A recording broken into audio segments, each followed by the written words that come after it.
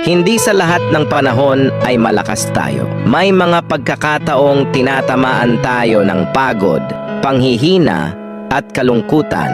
Sa mga oras na tayo'y nadudurog, huwag kalimutan na ang Diyos ay laging nariyan, handang magbigay lakas at pag-asa. Ang tunay na lakas ay hindi laging nagmumula sa ating sarili, kundi sa pagtanggap ng kanyang tulong at gabay. Sa kanyang pagmamahal, muling babangon tayo at malalampasan ang lahat ng pagsubok.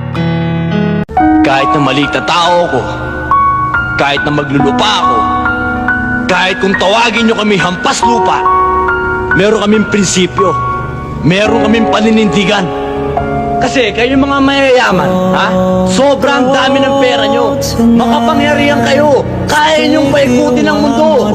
Yung baluktot, kaya nyong ituwid. At yung tuwid, kaya nyong baluktutin. At yung puting dugo, kaya nyong gawing itim.